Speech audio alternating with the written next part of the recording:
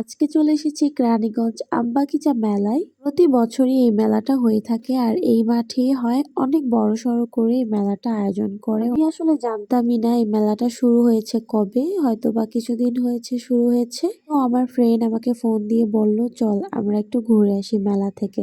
তারপর জানতে পারলাম যে এই মেলা শুরু হয়ে গিয়েছে। এখানে অনেক বড় একটা নৌকা ছিল, আমরা টিকিট কেটে নিলাম।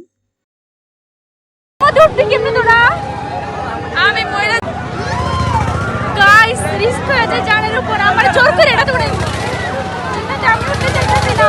আমাদের রিয়াকশন দেখে হয়তোবা বুঝতেই পারতেছেন যে কতটা ভীতু। আমি আর সেতু অনেক ভয় পাইতেছিলাম, তারপরও রিস্ক নিয়ে উঠতেছি। শুধু আপনারাই দেখেন একবার কত পরিমাণের মানুষ ছিল আজকে। অ্যান্ড আজকে তো ফ্রাইডে ছিল, এর জন্য বেশি মানুষ ছিল আর মজাও লাগতেছিল আর অনেক ভয় লাগতেছিল। আমি তো প্রথমে অনেক হ্যাপি ছিলাম, তারপরে হচ্ছে আমার অবস্থা খুবই খারাপ হয়ে গিয়েছিল। সব থেকে ভয় আমিই পেয়েছিলাম। যখন নৌকাটা একদম নিচে নেমে যায় তখন মনে হয় যে আমি মারাই যাচ্ছিলাম, অনেক ভয় পেয়েছি। আর নৌকাটা ছিল একদম ইউনিক টাইপের, এরকম নৌকা আমি কখনো দেখিনি। দোতলা সিস্টেমের ছিল আর অনেক বড় ছিল এই নৌকাটা।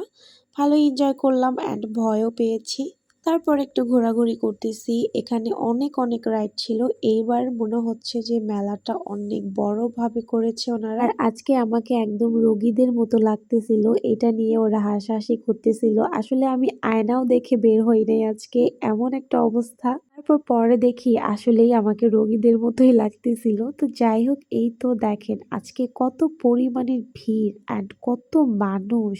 থেকে আমাদের রানীগঞ্জের মধ্যেই কিন্তু বেশি মেলা হয়ে থাকে আমার কাছে মনে হয়। সবকিছু মিলিয়ে এই মেলাটা খুবই সুন্দর হয়েছে অ্যান্ড অনেক রাইড ছিল। তোমরা যারা যারা যাও নাই তারা এক্ষুনি চলে যাও আমবাগিচা মেলায়।